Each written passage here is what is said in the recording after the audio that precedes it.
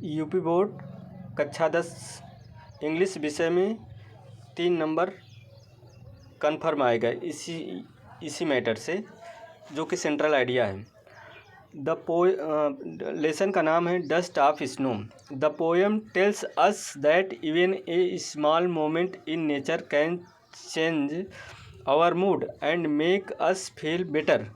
The poet was feeling sad, but when some snow fell on him from a tree by a crow, it made him feel fresh and happy. It teaches us that nature has the power to heal, and a small thing can make a big difference in our day or life. इसी को हम हिंदी में देखते हैं। यह कविता हमें बताती है कि प्रकृति का एक छोटा सा पल भी हमारे मन की स्थिति को बदल सकता है। कवि उदास था, लेकिन जब कौवे द्वारा पेड़ से थोड़ी सी बर्फ़ गिरी तो उसका मूड बदल गया और वह अच्छा महसूस करने लगा।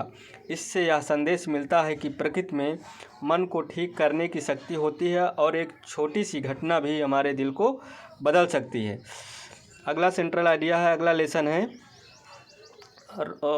फायर एंड आइस, जिसके राइटर हैं, जिसके पोएम हैं रॉबर्ट फ्रॉस्ट। बहुत ही इम्पोर्टेंट सेंट्रल आइडिया है, इसको हम देखते हैं। 3 नंबर में आएगा। The central idea of the poem fire and ice is that human emotions like desire and hatred are powerful enough to destroy the world.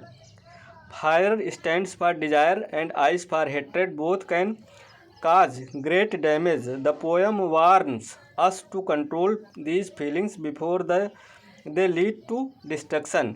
इसी को हिंदी में देख लेते हैं। कविता फायर एंड आइस का केंद्रीय विचार यह है कि इंसानी भावनाएं जैसे इच्छा के रूप में आग और नफरत के रूप में बर्फ़ इतनी शक्तिशाली हैं कि वे दुनिया को नष्ट कर सकती हैं। कहने का मतलब है आग इच्छा को दर्शाती है और बर्फ़ नफरत को, दोनों ही नुकसान पहुंचा सकती हैं। कवि हमें इन भावनाओं को नियंत्रित करने की चेतावनी देता है। अगला सेंट्रल आइडिया है ए टाइगर इन द जू, जिसके पोएट हैं लेस्ली नॉरिस। बहुत ही इम्पोर्टेंट सेंट्रल आइडिया है, इसको देखते हैं। The poem a tiger in the zoo shows the contrast between a tiger in a cage and a tiger in the wild. In the zoo, the tiger is helpless and angry. Walking inside the cage, he remembers his free life in the jungle. The poet wants us to feel sympathy and think about animal freedom. Hindi में देखते हैं। कविता चिड़ियाघर में बाघ की बंदी और स्वतंत्र स्थिति का अंतर दिखाया गया है।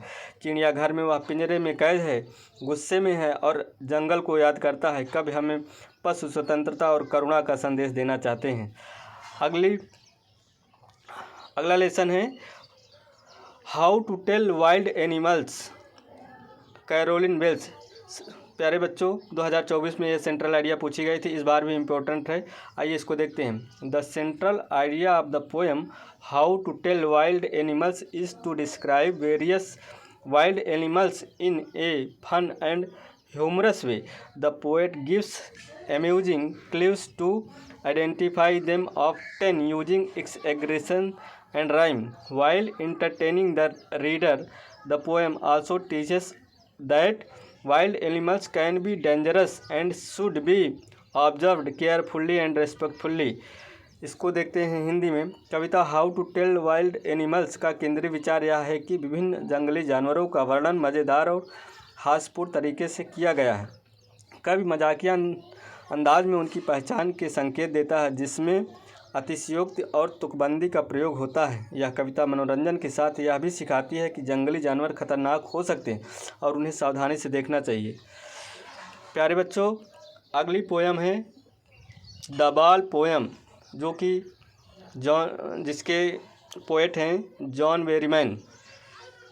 ये भी 2024 में पूछी गई सेंट्रल आइडिया है और आने की संभावना है, तो इसके बारे में देखते हैं। Central idea of the ball poem. The ball poem by John Berryman is about a young boy who loses his ball and through this loss he begins to understand the reality of life that losing things is a part of growing up.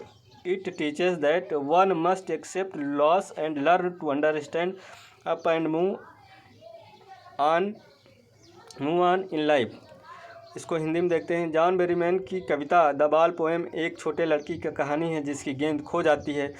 इस क्षति के माध्यम से वह जीवन की सच्चाई को समझता है कि खोना भी जीवन का एक हिस्सा है। यह कविता हमें सिखाती है कि हमें नुकसान को स्वीकार करना चाहिए और खुद पर विश्वास रखते हुए आगे बढ़ना चाहिए। प्यारे बच्चों, ये 5 सेंट्रल आइडिया हमने देखा है, इसी में से आने की प्रबल संभावना है।